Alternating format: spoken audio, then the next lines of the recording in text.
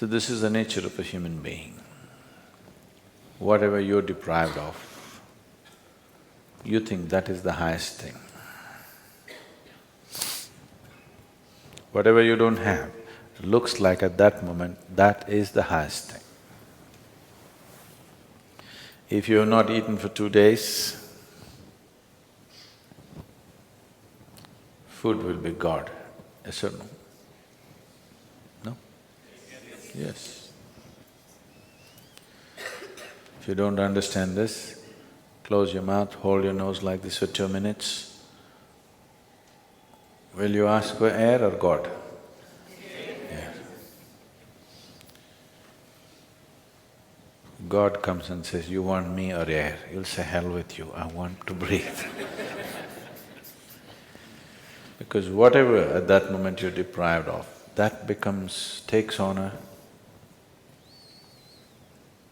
enlarges itself in such a way, it blocks everything out.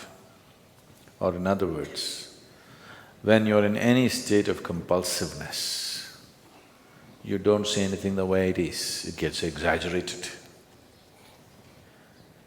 If your bladder is full,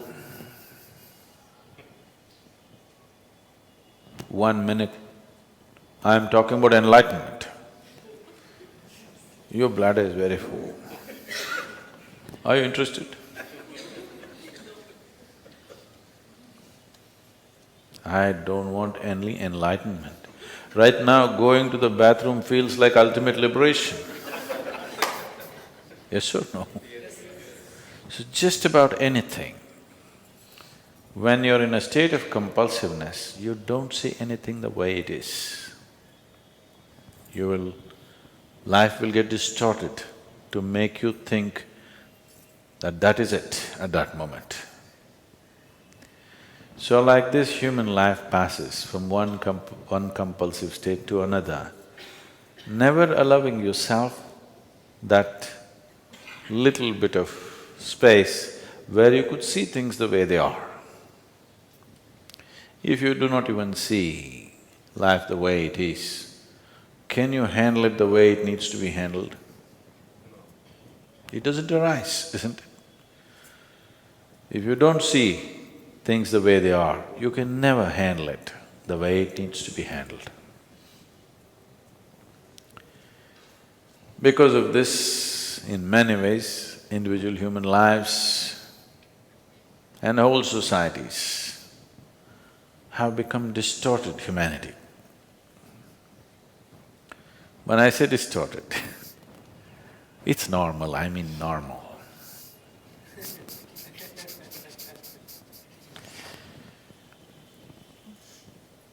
I was talking to a 14, 15-year-old kids in a school,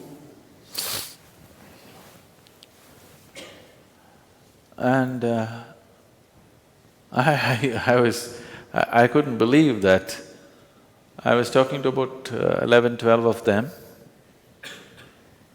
young boys and girls.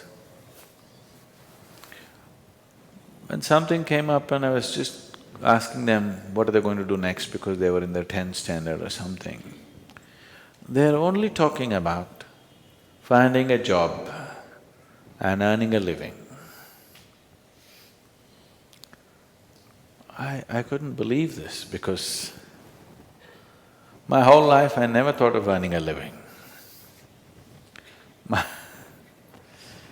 My dear father used to break his head. This boy has no fear in his heart, what will happen to him, what will happen to him? I said, not having fear is a problem? I thought fear is a problem. I never thought not having fear is a problem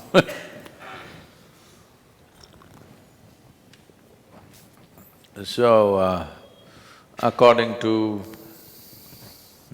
the dictates of the divine, I was supposed to become a doctor because my father is a doctor. At the age of 10, I told him, no, that's one thing I'm not going to be, I'm not going to be a doctor.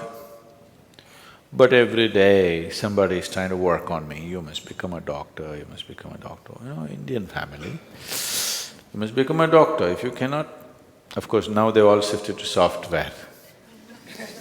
I was I was…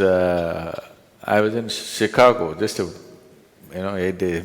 just 2 days ago I came to India. So one week ago, 8 days ago, I was in Chicago. And an Indian person came and I asked, okay, what are you doing? What else, Sadhguru? That means he's a software engineer.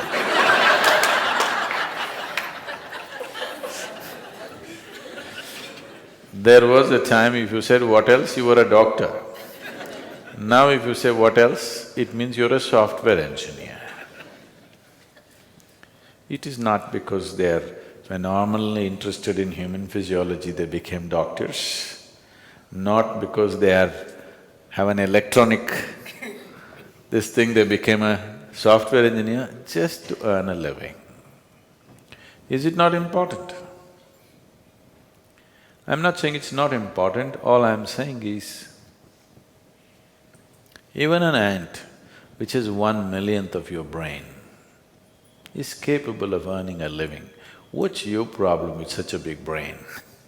Why I'm saying this is, this idea, this horribly limiting idea has been imposed into our youth that you must earn a living and that's the biggest thing. With this big brain, earning a living is actually a problem on this planet. I know everybody's been conditioned to believe that. It is not so, I'm telling you. It is not so. Earning a living is a petty thing for human consciousness, but unfortunately, whole humanity is investing all its energies and intelligence in just earning a living. If this one thing does not change in the world, that… I'm not saying one should not, all I'm saying is, it need not occupy the entirety of human consciousness to earn a living. If you put one little finger to work, it'll earn a living. It's capable, this is capable of that.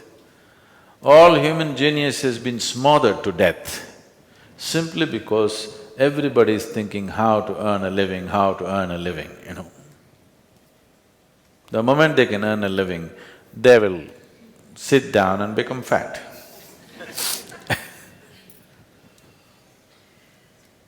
You must be saying, what can I do with this life, isn't it? Yes? You must be saying, what is the greatest thing I can do with this life? Because one day you'll fall dead, do you know? Do you know you'll fall dead one day? So before you die, whatever is the peak possibility for this life should happen, isn't it? I earn my living, I earn my living. This is a big pride. Why don't you see every insect, every worm, every bird, every animal, every creature on this planet is earning a living? What is there to be so proud of about I earn my own living?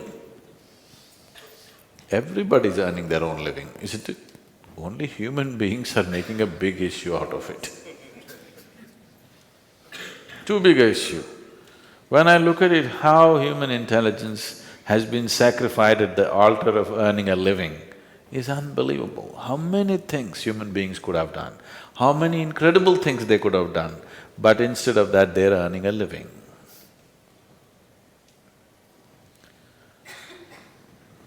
So it's very, very important. I'm just thinking we should start a wave, particularly in schools and colleges, that earning a living is a damn little thing. It is not the prime of your life.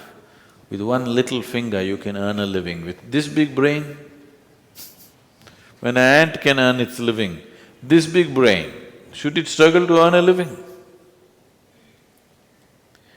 That has become a problem because you want to be like somebody else,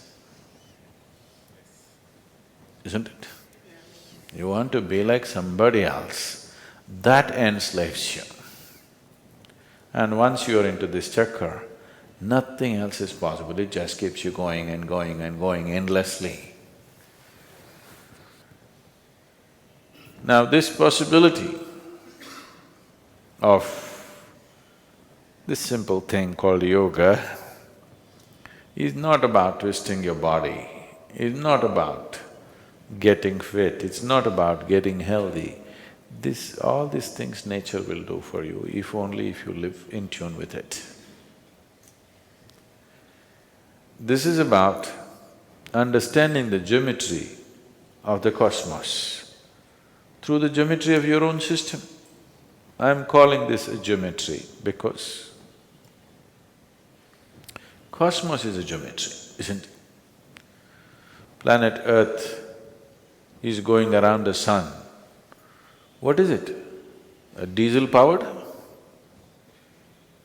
You think a big diesel engine is pushing it? If it was, the roar of that engine would have killed us. Just the perfection of geometry, it just keeps going and going and going, isn't it?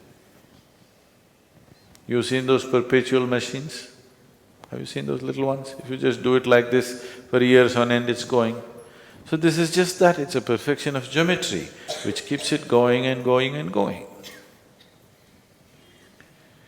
The whole universe is geometrically perfect, that's why it stays there, otherwise it wouldn't. And if you learn to hold your body in a certain way, if the geometry of your body is in alignment with the geometry of the rest of the creation, suddenly you will find there is a rapport which will allow you can download the whole cosmos into this one. This is not a tiny little… If you simply like this, if you live, you're just a piece of flesh and bone.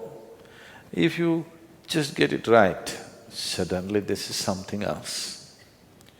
Probably these days, you don't have this experience anymore